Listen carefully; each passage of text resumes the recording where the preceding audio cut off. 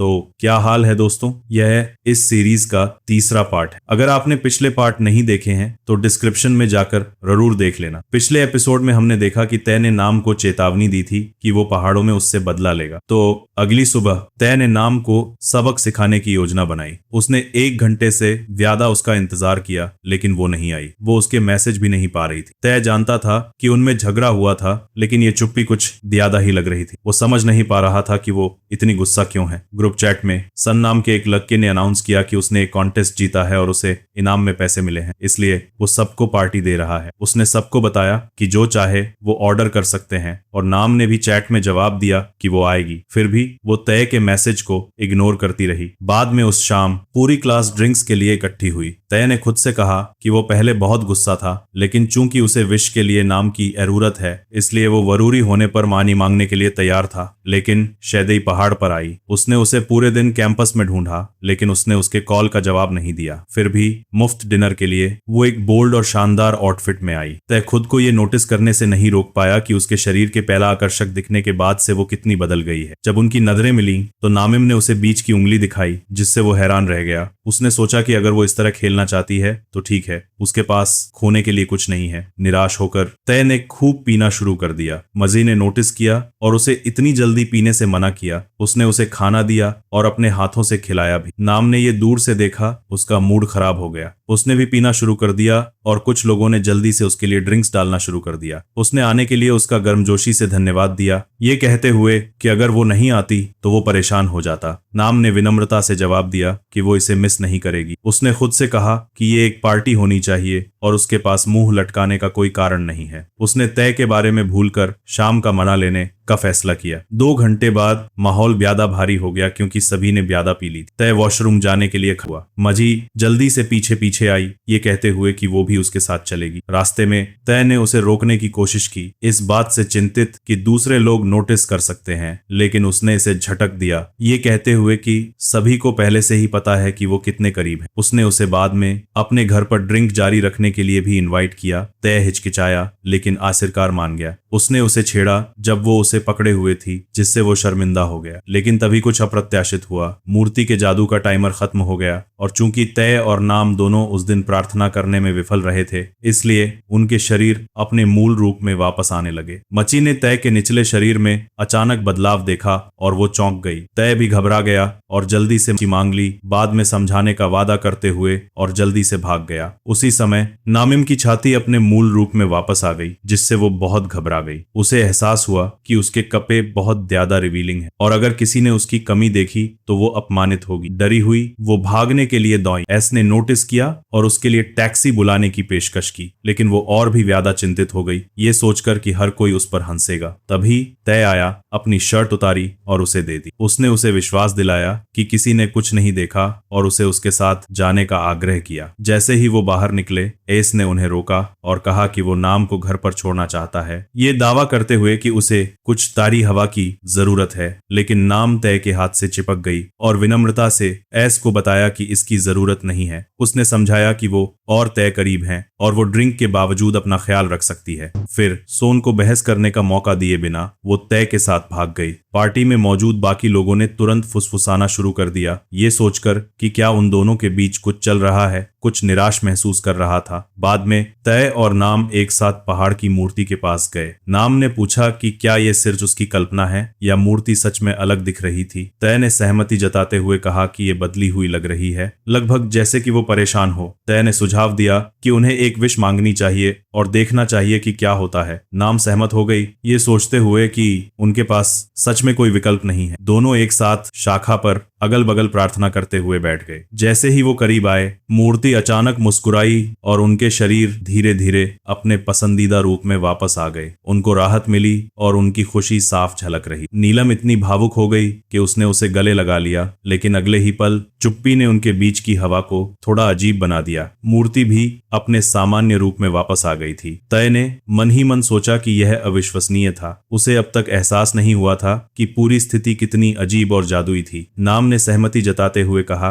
कि खासकर आज के दिन तो सब कुछ अविश्वसनीय लग रहा था। उसने माफी मांगी और माना कि यह सारी मुसीबत उसी की वजह से शुरू हुई और वह पहले उस पर बहुत सख्त थी। तय ने उससे चिंता न करने को कहा, उसे याद दिलाया कि वह खुद भी पहले दिन लेट आया था मी के बारे में। उसने समझाया कि हालांकि दूसरों को यह संदिग्ध लग सकता है, लेकिन कुछ भी गंभीर नहीं हो रहा था। एमजी हमेशा की तरह उसे चिढ़ा रही थी। नोम ने फिर पूछा कि क्या सच में कुछ नहीं हुआ। यहाँ तक कि उस दिन क्लब रूम में भी तय ने दृढ़ता से जवाब दिया कि कुछ नहीं हुआ था। उसने उसकी बात मान ली, हालांकि उसने खुद से कहा कि वह इस बार ही उस पर विश्वास करेगी। अंदर ही अंदर तय अभी भी एक अजीब अपराधबोध महसूस कर रहा था। उसी समय एमजी ने उसे फोन करने की कोशिश की, लेकिन उसने यह दिखावा करते हुए कॉल को अनदेखा कर दिया कि यह सिर्फ स्पैम है। उसने सोचा कि वह अगले दिन उसे सब कुछ समझा देगा। पार्टी में वापस एमजी बेचैन हो रही थी। उसने तय और नाम को एक साथ जाते हुए देखा था, और अब जब वह उसके फोन नहीं उठा रहा था तो उसे आश्चर्य होने लगा कि वे उससे क्या छिपा रहे। बाद में तय नोम को घर तक छोड़ने गया। उसने उसे धन्यवाद दिया और उसकी शर्ट वापस कर दी। जैसे ही वह जाने वाला था, उसने उसे रोक दिया और देर होने के कारण उसे सावधान रहने को कहा।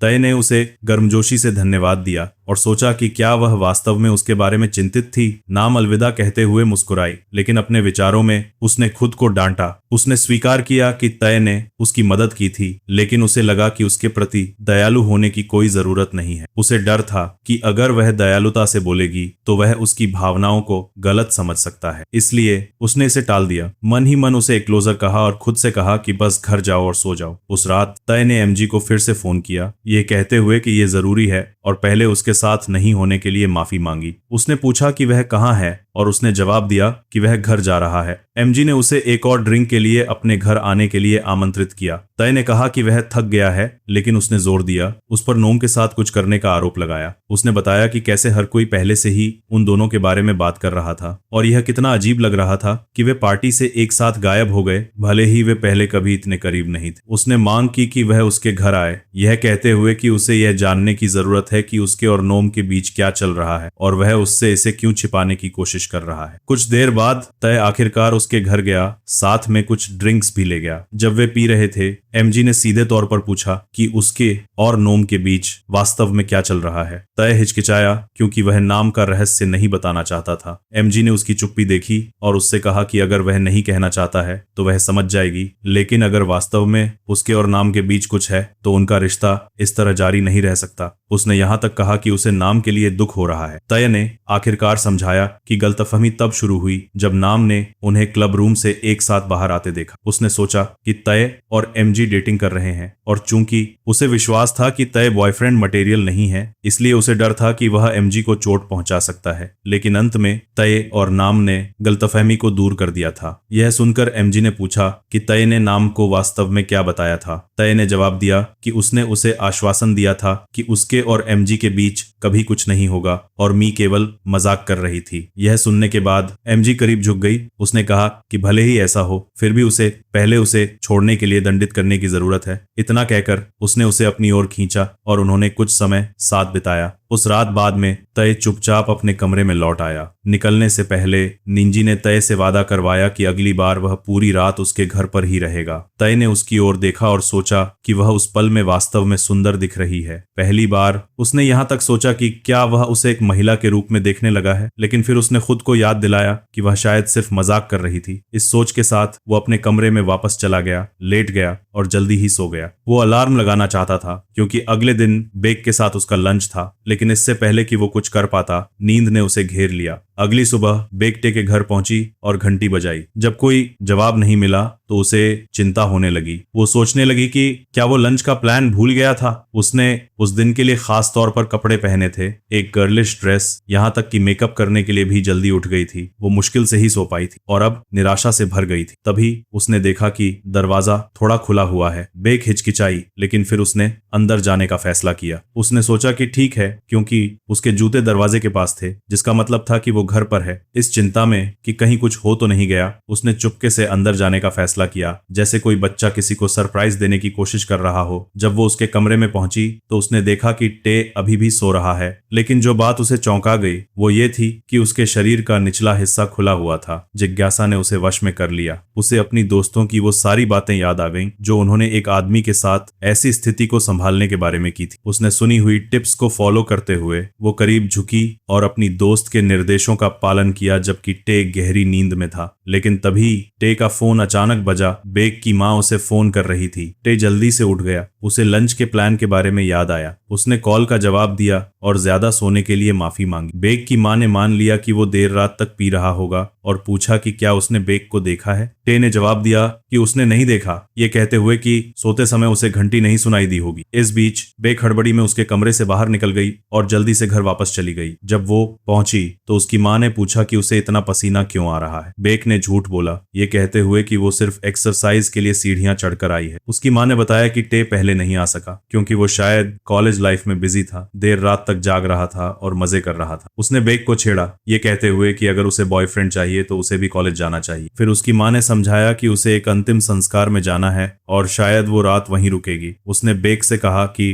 टे बाद में लंच के लिए आएगा, इसलिए बेक को उसके साथ खाना चाहिए। पहले तो बेक चौंक गई। उसकी माँ ने पूछा कि क्या हुआ और उसे याद दिलाया कि वो हमेशा टे के साथ खाना खाती थी। अगर वो अब शर्मिंदा है तो वो उसे किसी और दिन भी बुला सकती। उसकी माँ के जाने के बाद बेक अपने कमरे में चली गई। अभी भी शर्मीली महसूस कर रही थी। वो उस बारे में सोचती रही जो उसने पहले टे के सोते समय किया था। इस विचार से वो घबरा गई क्योंकि अब उसे लंच के लिए अकेले उसका सामना करना था। वो सोच रही थी कि वो उसकी आंखों में कैसे देख पाएगी। बात करना तो दूर की बात है। उसने उसे लंच कैंसिल करने के लिए मैसेज भेजने के बारे में सोचा, लेकिन फिर उसे याद आया कि टे पूरी रात सो रहा था और उसे इस बारे में कुछ भी नहीं पता था। बेक को एहसास हुआ कि ये उसके साथ समय बिताने का उसका मौका है। उसने खुद को डरा हुआ महसूस न करने के लिए कहा क्योंकि चाय कॉलेज में व्यस्त थी और इस तरह के अवसर दुर्लभ थे। उसने सोचा कि शायद अगर वे अकेले होते तो वह उसे अलग तरह से देख सकता था, लेकिन उसने जल्दी से ऐसे विचारों के लिए खुद को डांटा, उन्हें गंदा कहा। फिर भी वह चुपचाप बैठने के लिए बहुत बेचैन महसूस कर रही थी। उसने अपनी सहेली को फोन किया